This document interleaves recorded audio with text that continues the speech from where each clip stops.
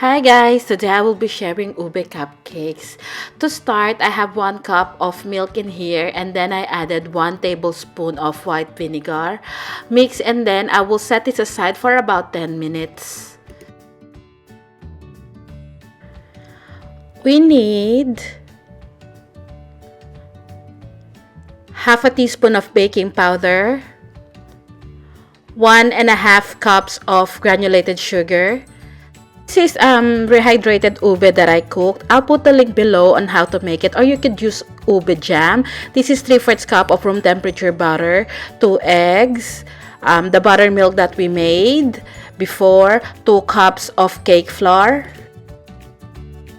1.5 teaspoon of ube flavorings, 5 to 7 drops of violet purple coloring, 1 teaspoon of baking soda, and 1/4 teaspoon of salt. First thing I need to do is to combine the flour, baking soda, baking powder, and salt. Give it a mix, and then we will set this aside. I forgot to press the record button, but basically I just added the ube flavoring into the buttermilk.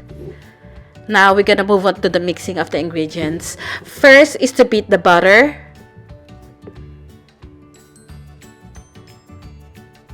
I'm using my stand mixer today because my handheld mixer broke. This is now sugar that I added.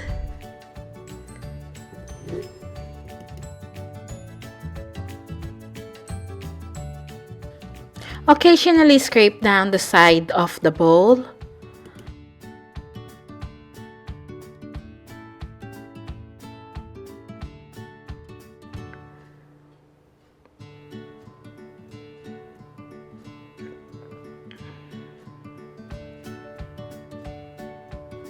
Beat the butter and sugar for about 3 to 5 minutes. And now we can add the ube. Again, I'll put the link below on how to make this. I use rehydrated or dehydrated purple yam. But you could use ube jam. Then add the eggs one at a time.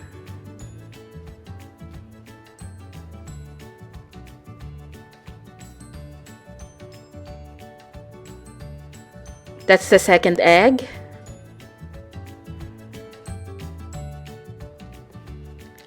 Scrape down the side of the bowl.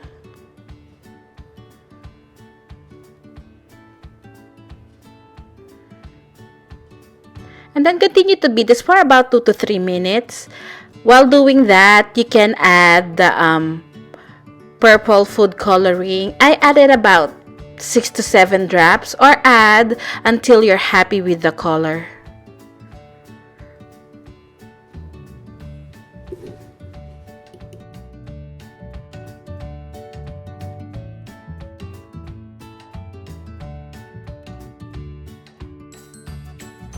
At this point, we can add the dry and wet ingredients, starting with the flour, alternating it with the buttermilk. I added the flour in 4 additions and I added the buttermilk in 3 additions. So I start with the flour and then I have to end up with the flour.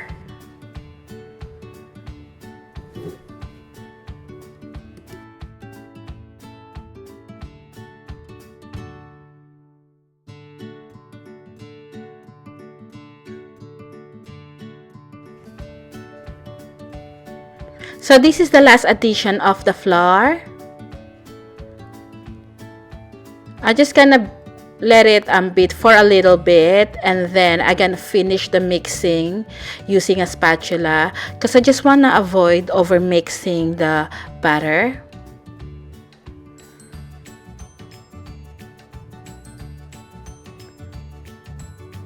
So I'm using a folding method mixing the batter.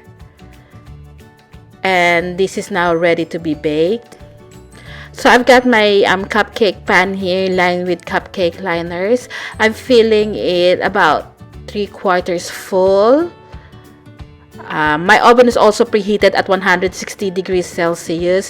This needs to bake in a low temperature so the top of the cupcake will not brown too much. And this is what it looks like after baking.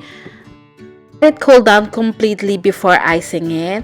So I will put the link below on how to make Swiss meringue buttercream, and to make it ube flavor, I'm adding 1.5 teaspoon of ube flavoring.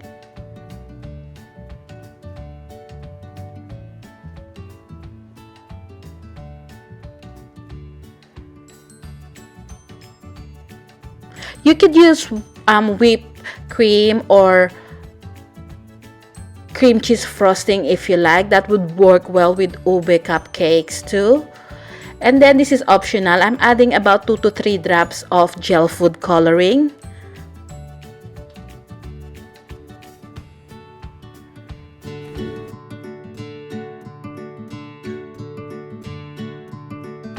So the buttercream is now ready. I'm just gonna put it in a piping bag, and I'm gonna use 1M Wilton tip.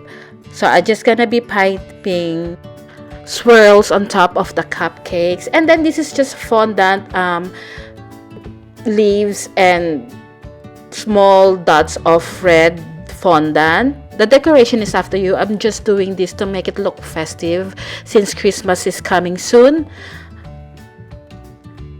And this is the finished product. This cupcake is really good, and it tastes so much better the next day. So you might want to bake the cupcakes the night before and decorate the next day.